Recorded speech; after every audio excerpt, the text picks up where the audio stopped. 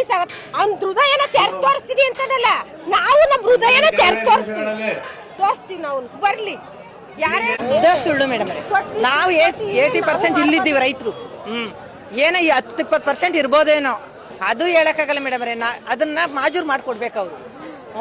ಅವರು ಬರ್ಲಿಗಿಲ್ಲಿ ಈಗ 80% ಅವರೇ ಅಂತಾರಲ್ಲ, ಇವಾಗ ಎತ್ಕೊ ಬರ್ಲಿ ಅವ್ರು ಪಾಣಿ ಪಟ್ಟೆನ ಒಂದು ಆಧಾರ್ ಕಾರ್ಡ್ ಎತ್ಕೊಂಡ್ಬಂದು ತೋರಿಸ್ಲಿ, ನಾವು ತಗೋಬತ್ತೀವಿ. ಪಕ್ಕ ಸುಳ್ಳು ಹೇಳ್ತಾವ್ರೆ. ನಾವು ಬೇಕಾದ್ರೆ ಪ್ರೂವ್ ಮಾಡ್ತೀವಿ. ಅವ್ರು 80% ಇದ್ಬಿಟ್ರೆ ನಾವು ನಿಜವಾಗೂ ಇವಾಗ ಬಿಟ್ಬಿಟ್ಟು ಹೊಂಟೈತಿ. ಯಾರಿಗೂ ನಮ್ಮ ಕಡೆ ಕುಷ್ಠರೋಗ ಬರಲಿಲ್ಲ, ಒಂದು ಕಾಯಿಲೆಗಳು ಬರಲಿಲ್ಲ ನೋಡ್ರಿ. ಅದೇ ನೀರಲ್ಲ ಬೆಳಗ್ಗೆ ಅದು ಕೆಲಸ ಮಾಡ್ತೀವಿ, ಯಾವ ಕಾಯಿಲೆನೂ ಯಾರಿಗೂ ಇಲ್ಲ. ಎಲ್ಲಾರ್ಗೂ ಕ್ಯಾನ್ಸರ್ ಅಂತ ಹೇಳ್ಕೊಂಡವ್ರಿ.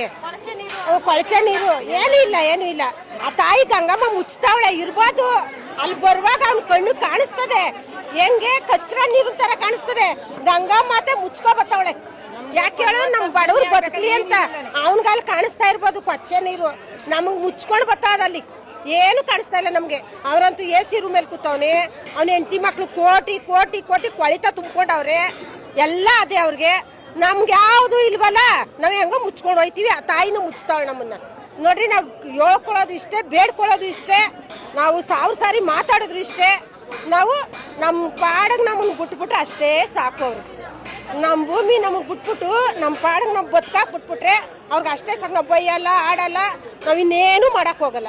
ಅವರೇ ಬರಲಿ ಸ್ವಾಗತ ಮಾಡ್ತೀವಿ. ಇವರೇ